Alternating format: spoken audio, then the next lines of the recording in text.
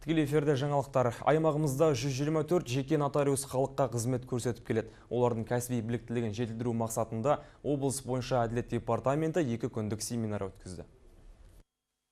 Айнұр Бедерова қаладағы ең жас нотариустардың бірі. Ол шаһар тұрғындарына нотариаттық қызмет көрсетуді 2 жыл бұрын бастаған. Өсиетті дайындау кезінде заңды мұрагерлікті тәртіп бойынша құжат рәсімдеу барысында қателіктер орын алып жатады. Осы тұрғыдан семинарда үйренгеніміз көп болды, дейді ол. Енді бастап жатқан жекеше нотариус болғандықтан бізге мұрагерлік іс жөнінде дәрістер өте пайдалы деп ойлаймын.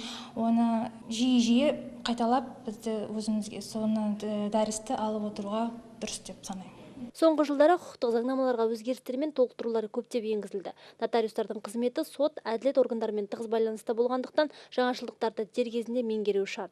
Бұл ретте лекторлар шетелде әрекет етуге арналған нотариаттық құжаттарды рәсімдеу ерекшеліктерін айтып өтті. Сондай-ақ ұлттық ақпараттық технологиялар орталығының мамандары мүлікке құқықтарды мемлекеттік тіркеудің электронды тәртібін таныстырды. Ал қалалық сот судьялары нотариаттық қызметпен байланысты қаралатын азаматтық істер төңірегінде баяндады. Нотариат заңына өзгеріс енгеніне байланысты қазір атқарушылық жазба деген атқару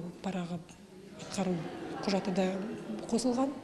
Сол атқару құжаты бойынша қазіргі сабағымызда түсіндіріліп жатыр, қалай ол жасалады, қандай жағдайларда жасалады, және оның формасы, мазмұны дейміз, не болу керек мазмұнында, және ол қандай жағдайларда жасалады, ол қандай жағдайларда бұзылады, қайта нотариустың қаулысымен, және қандай жағдайларда дау пайда болуы мүмкін. Сол мәселесі бойынша нотариустарға түсіндірілді.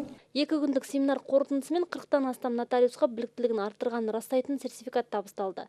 Нотариустардың ұсынысына сәйкес облыс бойынша әділет департаменті осындай семинарды 90 сайын өткізетін болып шешті. Айгүл Қожақова, Бөгенбай Басилов, Бауыржан Жамалов, Қазақстан Қызылорда телеарнасы.